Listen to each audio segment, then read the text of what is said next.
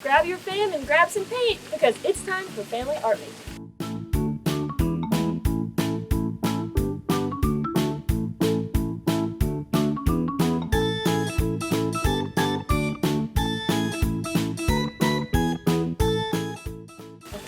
What's up, Ringling fam? It's Kallie, and as you can see, today I'm outside.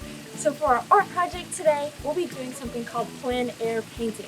And plein air painting is a French term that means outside. That might seem kind of weird. Why is it such a big deal to paint outside?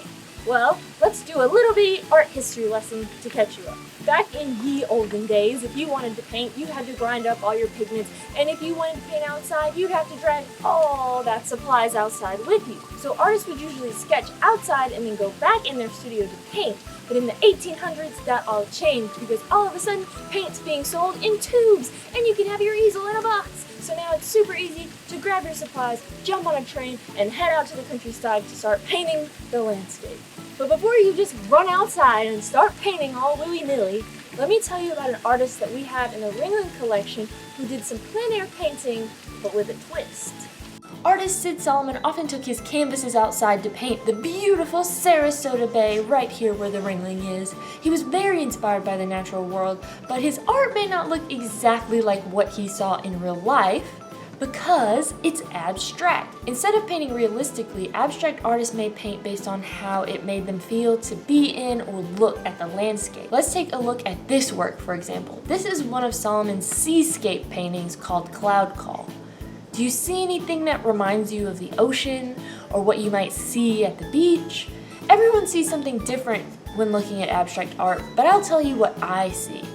I see the blue color, which could be the ocean, and the brownish block on the right could be some kind of cliff or rocks, and maybe the green patches in the background are trees or some other kind of vegetation.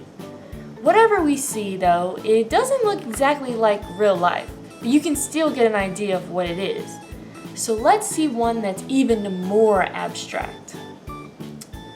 What do you think this is a painting of? I'm sure you have some ideas, but what if I told you that it's an underwater scene? That's right. Sid Solomon likes to go diving and painted this piece based on what it looks and feels like underwater. So these different strokes of color represent a swaying coral reef under the water, with the yellow sunlight reflecting above and the dark shadows below. Even the name can give you a hint. When you go underwater, it's pretty quiet and kind of hard to hear, right? That's why it's called Silent World. Now that we've looked at some artwork at the Ringling, let's make some of our own. For this project, you'll need paint, brushes, a canvas or some thick paper, water, and something like paper towels to clean your brushes. You'll also need to head outside and find a nice spot to paint. Depending on where you go, you might want to bring a drop cloth or a towel so you don't drip paint everywhere. For my plein air painting, I started with long, quick strokes of bluish green to represent the water in the pond that I'm painting. I liked leaving the white spaces because it kind of reminded me of the way the light reflects off the water. Then I used this long foam brush to make these kind of tree shapes in green. It doesn't look exactly like a tree is there, but it's just so thick and you can't see through all the trees. I just decided I would flip the brush back and forth and back and forth and back and forth to make this kind of bushy, thick tree area. Then I realized I didn't actually paint the sky, so I decided to go back in with a lighter blue and paint that at the top to represent the pretty blue sky that I saw. The sun was definitely out and bright, which is why I added a little bit of yellow to this to the sky too, because you know the sun shines out, and when I think of sunshine, I think of yellow. Then I wanted to paint that big old fountain you might have seen behind me in the background, and I started with a little white circle at the bottom, and then I wanted to show the different little sprinkles of water coming out at the top very quickly, and so I took the littlest tiny brush I could find, dipped it in white, and just started dotting all over where in the kind of the shape of the fountain, but not exactly. I also tried to paint the side of the dock that I could see from the angle I was looking. I used kind of reddish brown to match the wood. I didn't really worry so much about the actual perspective and making it look realistic, like someone was actually sitting there, and just kind of wanted to get the general shape because it's also not really the main part of the artwork that I made.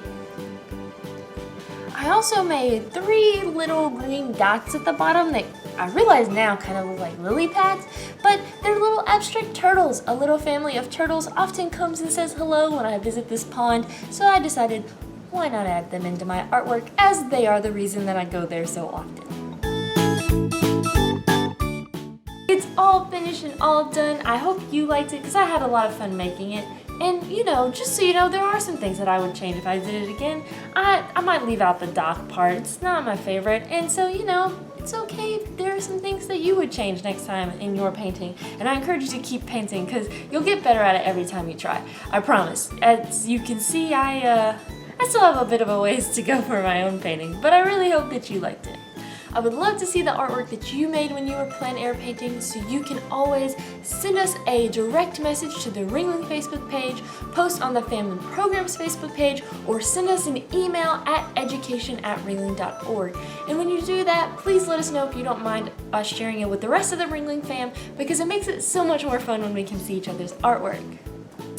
I also have a quick announcement for the end of this video. If you or someone you know has a toddler, we have an amazing program that happens every Tuesday and Thursday at 10:30 a.m.